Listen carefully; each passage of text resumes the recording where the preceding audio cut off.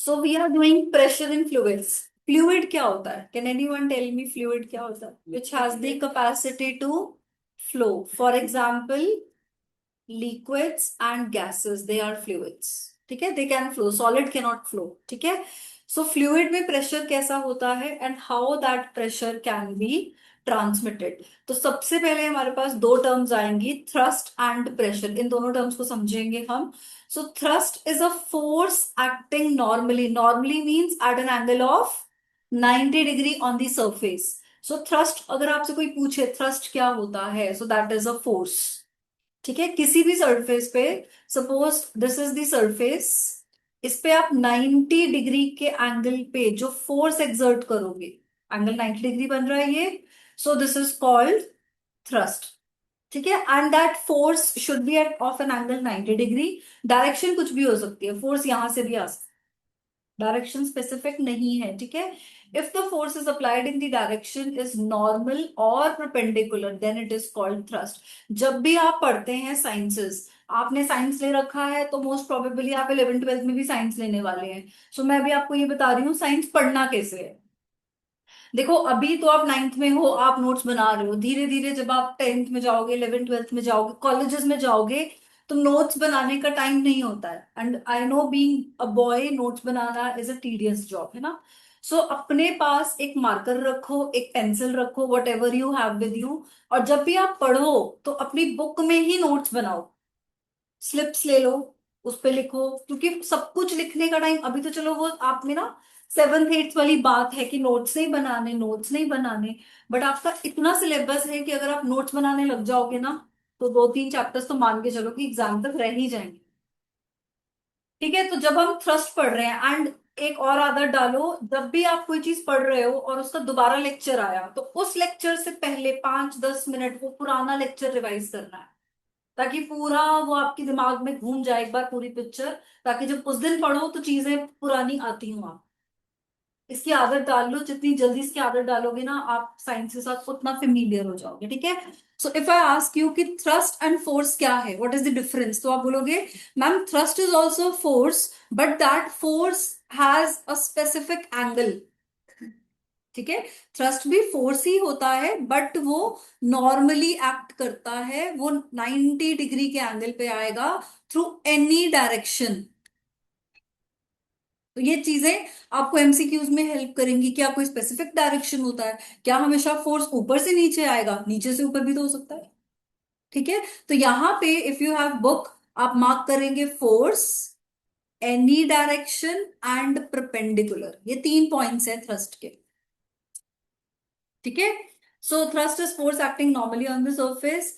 किसी भी बॉडी पे if you are putting weight, so that thrust will be equal to its weight. क्योंकि if this is the body, इस body का weight है suppose 10 kgf। ठीक है, तो आप जितना इस पे थ्रस्ट डालोगे, it should be equal to the weight, तभी ये बॉडी बैलेंस में रहेगी। हम पढ़ा है बैलेंस फोर्स, अनबैलेंस फोर्सेस क्या होते हैं। ठीक है, so thrust is same in whatsoever position of the body is placed. तो एक और हमारे पास टर्म आ गया, that thrust exerted by a body on the surface इज equal to the weight of the body. अगर एक मैन है, ये मैन आपके 90 kg के हैं और ये अर्थ पे खड़े हैं, तो ये अर्थ पे कितना फोर्स एक्सर्ट कर रहे हैं? जितना इनका वेट है। ठीक है, एंड वेट का फॉर्मूला क्या होता है बेटा जी? Weight is mass into gravity. So आपका अगर किसी का मास 90 kg आ रहा है, तो आप इसको 9.8 से मल्टीप्लाई करोगे तब वेट आएगा। आ रही है बात समझ में? तो if you get MCQ question, उसमें आ गया thrust is 90 kg, thrust is 900 Newton, तो आप बोलोगे ना इक्वल तो था, वेट है, और वेट क्या है? मास इनटू ग्रेविटी। ओके जी, यहां तक। अब because thrust is a kind of force, तो फोर्स का एसआई यूनिट क्या होता है? न्यूटन। ठीक है, सीजीएस यूनिट क्या होता है? डाइन। न्यूटन एंड डाइन में क्या रिलेशनशिप है? 10 raised to the power 5। अगर मैं आपको बोलूं डिराइव करो कि 1 newton is 10 raised to the power 5 dyne, ये मुझे प्रूव करके दिखाओ मैथमेटिकली, कैसे करोगे? बताओ, ये हमने किया हुआ है। न्यूटन का। न्यूटन का, हाँ, वैसे ही कैसे? क्या न्यूटन का क्या? फोर्स क्या होता है? मास इनटू एक्सलरेशन, है ना? मास का यूनिट केजी, एक्सलरेशन का मीटर पर सेकेंड स्क्वायर।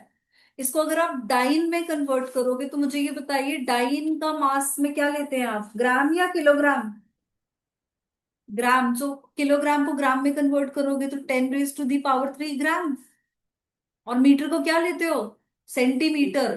तो that is 10⁻² centimetre upon second square. तो ये क्या हो जाएगा, 10⁻⁵ सेंटीमीटर पर सेकेंड स्क्वायर, विच इज 10⁻⁵ ये चीजें तो आप ऐसे चुटकियां बजाते करोगे, सेंटीमीटर पर second square is dine.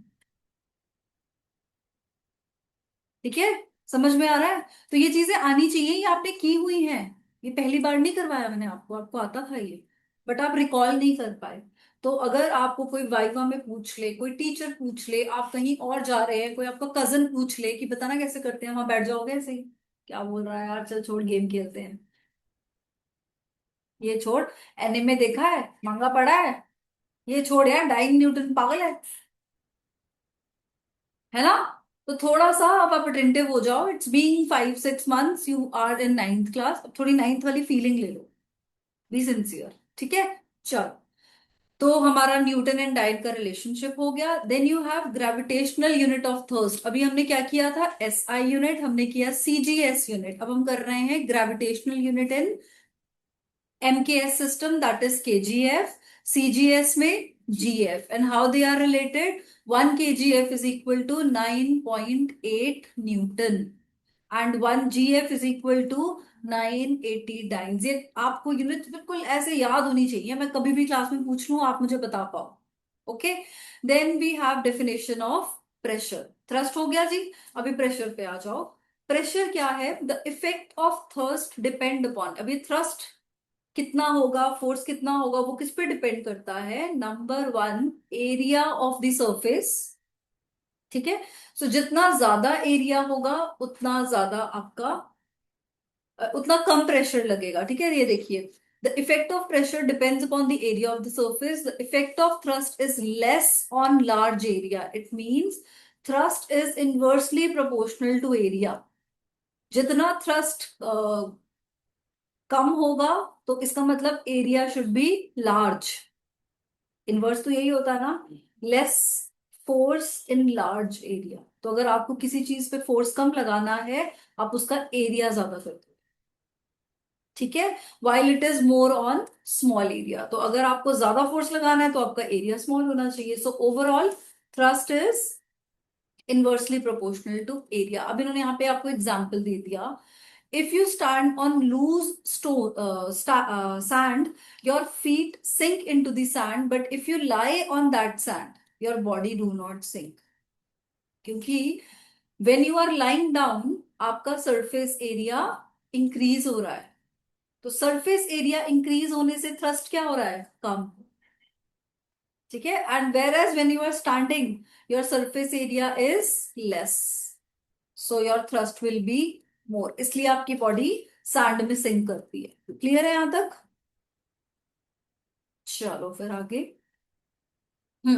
So effect of thrust is expressed in terms of thrust per unit area which is called pressure. तो what is pressure? Pressure is आप एक यूनिट एरिया पे कितना थ्रस्ट लगाते हो। So pressure is equal to force upon area, और यहाँ पे फोर्स को इन्होंने क्या लिखा है, thrust, because thrust is again a kind of force. अब प्रेशर जो है बेटा जी वो स्केलर क्वांटिटी है। स्केलर क्वांटिटी का मतलब it has only magnitude, no direction. तभी तो फोर्स की थ्रस्ट की डेफिनेशन में था ना, force can act through any direction but it has to be normal और परपेंडिकुलर टू द सरफेस। ठीक है, so pressure is equal to thrust upon area, thrust का यूनिट और एरिया का यूनिट। वापस आ जाओ यूनिट पे, थ्रस्ट का यूनिट क्या है, न्यूटन, और एरिया का यूनिट क्या है, मीटर स्क्वायर। ठीक है, तो प्रेशर का ऐसा यूनिट क्या बन जाएगा, if thrust is newton and area is metre square, तो प्रेशर क्या हो जाएगा, न्यूटन पर मीटर स्क्वायर। ठीक है, वहीं पे newton per metre square is called pascal, written as PA। कितने मार्क्स हैं आउट ऑफ? हो गए 4.5 नंबर। ठीक है जी, समझ में आ रहा है। So 1 pascal is equal to newton per metre square. Then you have a definition of 1 pascal. It is pressure exerted on the surface of area of 1 meter square by a force of 1 Newton acting normally on it। Normally मतलब, normally का मतलब क्या होता है? Perpendicular, 90 डिग्री के angle पे। ठीक है, वहीं पे अगर मैं यहाँ पे थ्रस्ट को केजीएफ पुट कर लूं और एरिया को मीटर स्क्वायर पुट करूं, तो प्रेशर का यूनिट क्या आ जाएगा? केजीएफ पर मीटर स्क्वायर। तो सीजीएस यूनिट में इट विल बी 1 डाइन पर सेंटीमीटर स्क्वायर है 0.1 न्यूटन मीटर स्क्वायर, और ये 10 हो गया। ठीक है, तो ये दोनों हमें यूनिट्स लर्न करनी है। If you are converting SI to CGS तो आप उसमें कर पाओ। ठीक है, उसके अलावा other units of pressure are bar and millibar. अभी हमने प्रेशर की क्या यूनिट की है? Pascal. Pascal is equal to newton per metre square. Pascal के अलावा प्रेशर का यूनिट होता है बार, मिली बार। मिली बार मतलब 10 raised to the power -3 बार। ठीक है, ये यहाँ पे इन्होंने आपको फिर वापस से रिलेशनशिप्स दे दिए। 1 bar is equal to 10 raised to the power 5 newton per metre square. Millibar मैंने आपको, देखो जो मिली है ना, it can be milligram, it can be millilitre, it can be millibar. Milli means 10 raised to the power -3, और it can B 0.001। ठीक है, ये मिली होता है। तो मिलीलीटर, मिली बार, मिली सेंटीमीटर, कुछ भी आप लिखेंगे तो मिली को आपने यही वैल्यू पुट करनी है। Now we have the new term atmospheric pressure. So atmospheric pressure क्या है? हमारे अर्थ पे, बताओ कितने मार्क्स में मार्क्स?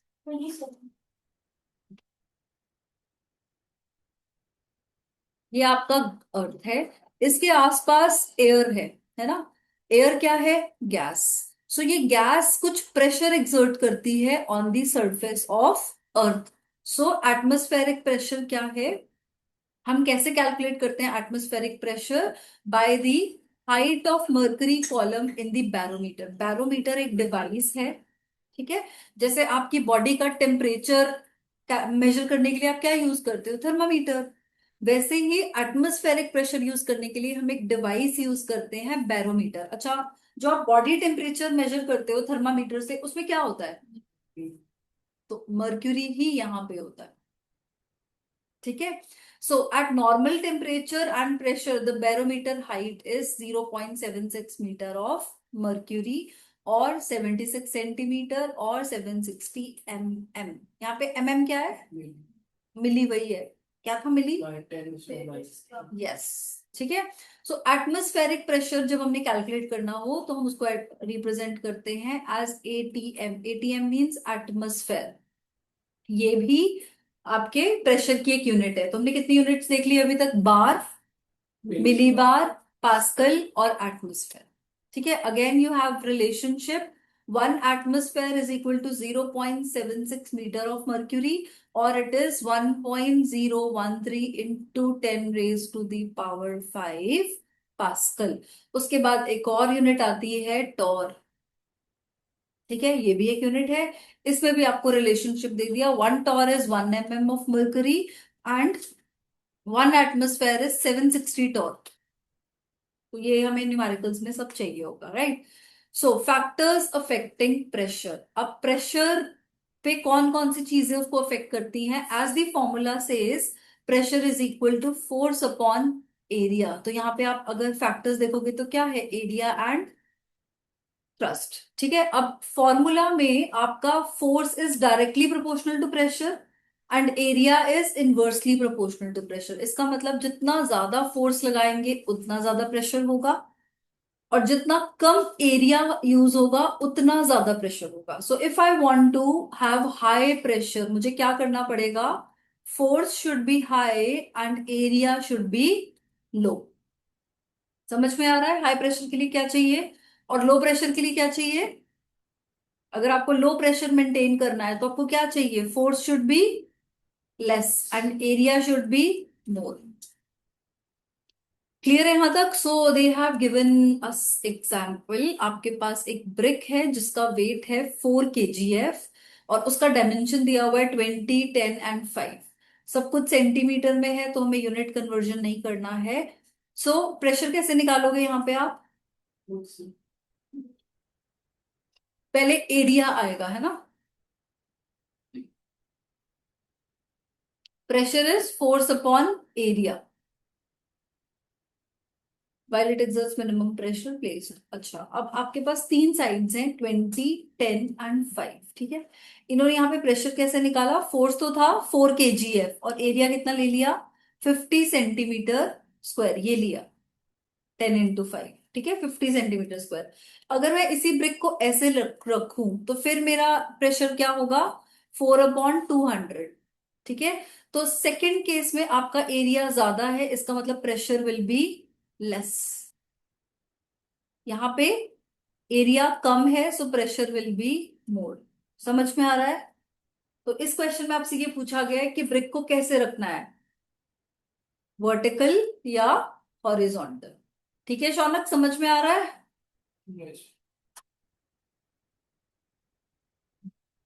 ठीक है, सो फर्स्ट केस में हमने ब्रिक को लिया है वर्टिकल, है ना, तो 50 आ गया, तो प्रेशर इज 0.08। सेकेंड केस में the pressure is coming out to be 0.02।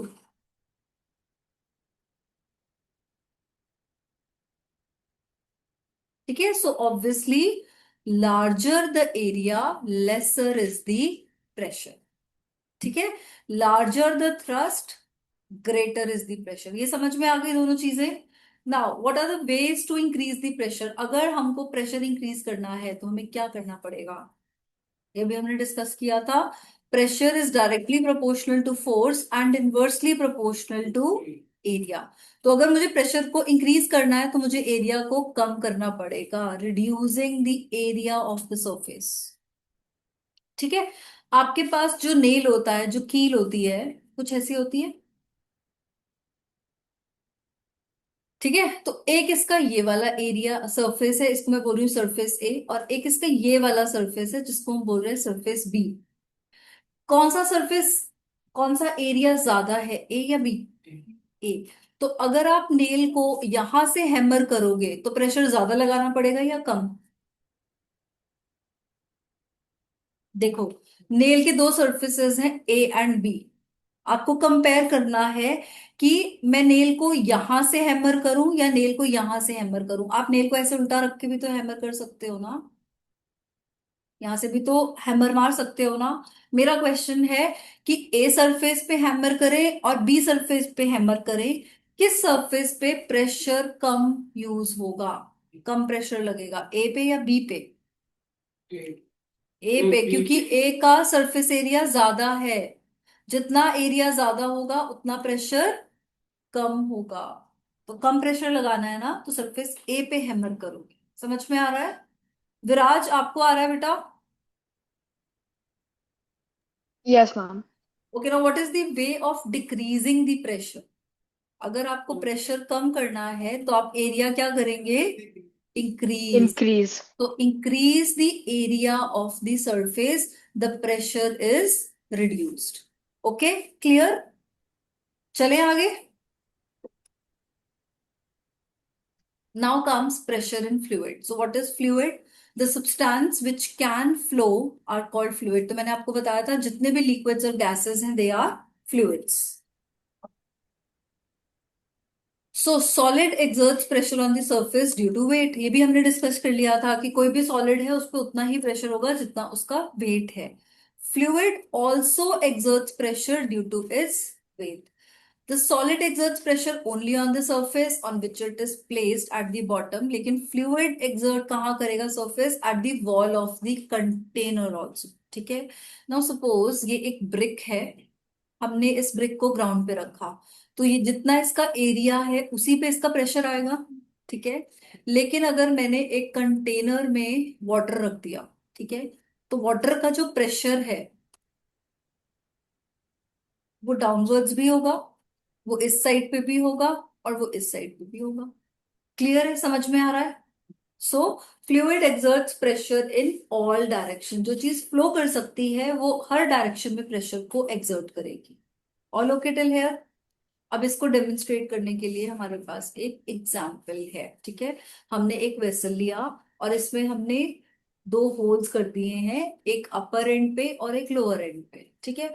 अब जो अपर एंड है उसमें वाटर यहाँ फॉल कर रहा है, बट जो लोअर एंड है उसका प्रेशर, उसका वाटर दूर तक फ्लो कर रहा है। इट मीन्स हाइट पे डिपेंड करता है कि कितना प्रेशर आएगा, ठीक है। अगर मैं इन दोनों में से किसी एक होल को बंद कर दूं, सपोज मैं अपनी फिंगर रख दूं, ये बंद हो जाएगा, तो यहाँ प्रेशर इंक्रीज हो जाएगा या डिक्रीज होगा? इसको तो फर्क ही नहीं पड़ेगा क्योंकि इसके ऊपर से तो कुछ आ ही नहीं रहा है। बट अगर आप इसको फिंगर से बंद करोगे, देखो आपने ये ऊपर वाले टैंक को फिंगर से बंद कर दिया, तो अब ये जो वाटर बाहर जा रहा था वो टैंक में ही रहेगा, तो उसका प्रेशर नीचे ज्यादा होगा ना। सो ये वाटर इट विल गो फार। समझ में आ रहा है कुछ? देखिए क्या एक्सपेरिमेंट है ये। Take a vessel filled with liquid. आपने वाटर लिया एक वेसल में, उसको हॉरिजॉन्टल सरफेस पे रख दिया और उसमें सेवरल होल्स बना दिए, ठीक है। Now number one, the liquid spurts out from each hole. Obviously hole बनाया तो लिक्विड तो वहां से बाहर आएगा। And liquid, if you put finger on any hole, आपने किसी भी एक होल को फिंगर से बंद कर दिया, सो क्या होगा? Finger feels the pressure. आप घर में अगर गार्डन पे पाइप देते हो, पाइप के आगे उंगली रख दोगे तो अंदर से प्रेशर फील होता है ना फिंगर पे, ठीक है। So this demonstrate that liquid contained in the vessel exerts thrust in all points, ठीक है। इफ वी नोट डिस्टेंस, अब आप यहाँ डिस्टेंस देख रहे हो अगर वाटर के फ्लो का, तो यहाँ पे उन्होंने देखो डिस्टेंस दिख रहा है, ठीक है। यहाँ पे ये डिस्टेंस है रेड वाले का, सॉरी ब्लैक का, और रेड का डिस्टेंस ये है। इट मींस जितना हाइट कम होगा उतना डिस्टेंस ज्यादा होगा, बिकॉज उतने में प्रेशर ज्यादा है। So lower hole is having more pressure as compare to upper hole, क्योंकि ऑब्वियसली अगर मैं इसी वेसल में यहां होल कर दूं, तो ये वाले वाटर पे तो ऊपर से प्रेशर आ रहा है ना, तो ज्यादा प्रेशर होगा ना। समझ में आ रही है ये वाली बात? चलो, pressure exerted by a liquid column, तो यहाँ पे हमारे पास फॉर्मूला आ गया है that pressure exerted by the liquid of density rho. आपके पास अलग लिक्विड्स हैं, अच्छा आपने वाटर भी देखा है, आपने हनी भी देखा है ना। हनी इज मोर डेंस, है ना। तो अगर मुझे इन दोनों को फ्लो करना है, कौन इजीली फ्लो करेगा? वाटर इजीली फ्लो करेगा, right. So liquids can have different densities. So pressure का फॉर्मूला है एच रो जी। यहाँ पे एच क्या है? हाइट, कितनी हाइट से वो गिर रहा है। रो इज द डेंसिटी, उस लिक्विड की डेंसिटी क्या है। And g is your acceleration due to gravity which is 9.8 metre per second square, ठीक है जी। सो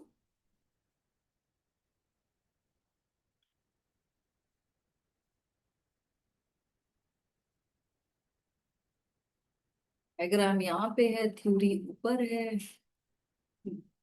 आपके पास ये एक वेसल है, दिख रहा है ये बड़ा सा वेसल, ठीक है। इसमें हमने कुछ लिक्विड डाला हुआ है, यहां तक क्लियर है? वेसल में लिक्विड डाला है and you have immersed a cylinder into it. Cylinder है PQRS, इसका हाइट है H। यहां तक ठीक है। अब हमें ये देखना है कि इस सिलेंडर पे कितना प्रेशर एक्सर्ट होगा, ठीक है। तो एक छोटा सा डेरिवेशन है that we know that thrust is equal to the weight, ठीक है। And weight is volume of the liquid column PQRS into density into g. अभी वॉल्यूम क्या होता है? एरिया इंटू हाइट, ठीक है। अगर ये आपका सिलेंडर है तो ये कितना एरिया ले रहा है और इसका हाइट कितना है, that is the volume. So volume is area into height into density into g. तो यहां से A into h rho g, इसको टोटल को हमने क्या बोल दिया? H, AH रो जी, ये आपका डेरिवेशन हो गया।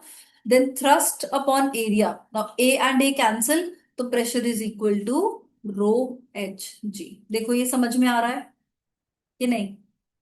आपका जो सिलेंडर था वो ऐसा था, है ना, सर्कुलर, उसमें ये है PQRS। तो वॉल्यूम में ये आपका बेस है PQ एंड हाइट है ये RS, R क्यूब। ठीक है, तो volume is area into height, then you have density and gravity. ठीक है, ये आपका आ गया thrust. So thrust upon area, area तो ए है, ए और ए कैंसिल हो जाएगा, तो P is equal to rho h g. ठीक है, now total pressure in liquid at depth h, अगर आप डेप्थ है आपके पास एच, तो वहां पे टोटल प्रेशर कितना होगा? P not. पी नॉट क्या है? Atmospheric pressure. तो अगर हम ये वाला कंटेनर देखें, यहाँ पे एटमॉस्फेयर का प्रेशर भी तो है। सो टोटल प्रेशर क्या होगा? P total is equal to atmospheric pressure plus pressure of the liquid which is h rho g. तो ये आपका टोटल प्रेशर है। क्लियर है यहां तक?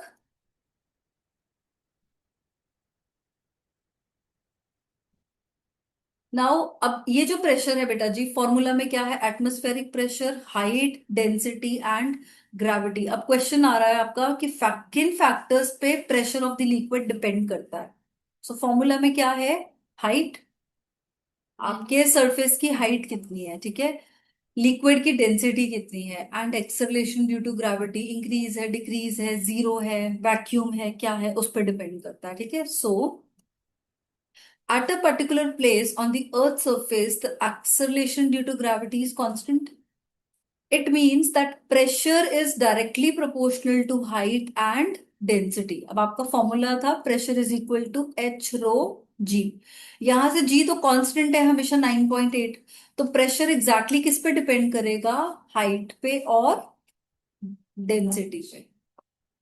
ठीक है ना, pressure inside the liquid does not depend upon, अब प्रेशर किस चीज पे डिपेंड नहीं करता है? It does not depend upon the shape and size of the vessel.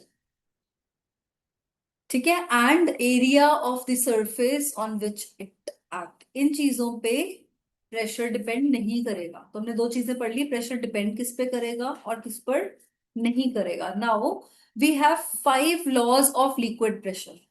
अगर आपके पास कोई भी चीज लिक्विड में है, उसका जो प्रेशर है उस पे 5 लॉज है हमारे पास। तो फर्स्ट लॉ क्या कहता है? Inside the liquid pressure increases with increase in depth from its free surface. आप जितना नीचे जाते जाओगे उतना प्रेशर इंक्रीज करता जाए, क्योंकि देखो आपके पास एक ये कंटेनर है, कंटेनर एक ये है, ठीक है, this is A and this is B. ठीक है, इसमें भी वाटर है और इसमें भी वाटर है।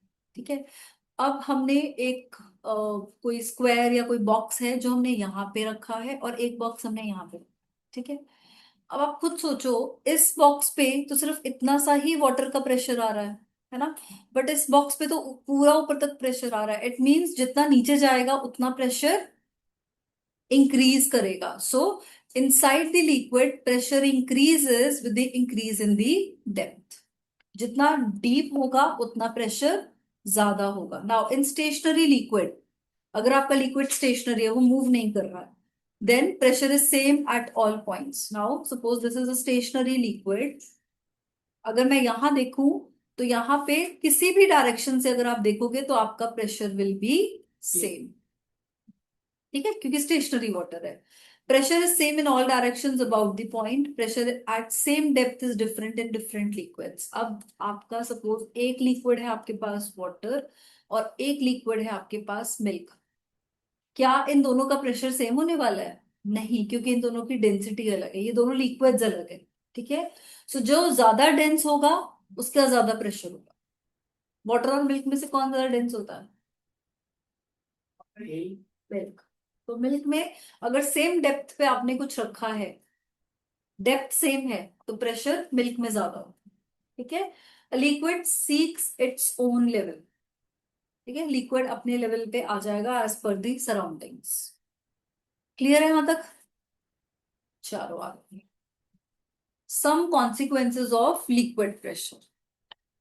प्रेशर का फॉर्मूला क्या है? H rho g. Now in sea water the pressure at the certain depth in sea water is more than in river water. ऐसा क्यों? एक रिवर का वाटर है, एक सी का वाटर है, वो बोल रहे हैं दोनों में अगर डेप्थ सेम है तो सी वाटर में प्रेशर ज्यादा होगा, बिकॉज of सॉल्ट। density. आप ये भी बोल सकते हो सी वाटर ज्यादा डेंस होता है क्योंकि उसमें सॉल्ट होता है, उसमें मिनरल्स होते हैं। रिवर वाटर में कम सॉल्ट, कम मिनरल्स होते हैं, तो ज्यादा डेंसिटी मींस मोर प्रेशर। ठीक है। Second, wall of the dam is made thicker at the bottom. एक डैम है, उसका वॉल है, पानी है इस तरफ, ऊपर आप चाहे पतला बना दो बट नीचे से वो थिक होना चाहिए। ऐसा क्यों? बिकॉज नीचे प्रेशर ज्यादा होगा, पानी नीचे बहुत ज्यादा होगा ना, तो नीचे बिकॉज वाटर ज्यादा है इसलिए उसका प्रेशर भी ज्यादा होगा, that is why it is make thicker. तो ये आपके कंसेप्चुअल क्वेश्चंस बन जाएंगे। ठीक है। Water supply tank is placed high. क्यों रखते हैं हम वाटर सप्लाई टैंक को high? Because pressure is directly proportional to height. जितनी हाइट पे होगा उतने प्रेशर से पानी नीचे आएगा। समझ में आ रही है बातें? देन डाइवर सूट, जो डाइव करते हैं सी में, उनके सूट्स में क्या होता है? There is a protective suit to wear, because नीचे प्रेशर बहुत ज्यादा है ना, तो उस प्रेशर से कई बार क्या होता है, उनका ब्लड प्रेशर इंक्रीज हो जाता है। सो वो ब्लड प्रेशर बहुत ज्यादा इंक्रीज हो जाएगा, it can fail the heart, it can rupture the arteries and veins. तो वो जो आपका सूट है उसको इसीलिए डिजाइन किया है कि वो बॉडी के प्रेशर को मेंटेन रखे। क्लियर है यहां तक?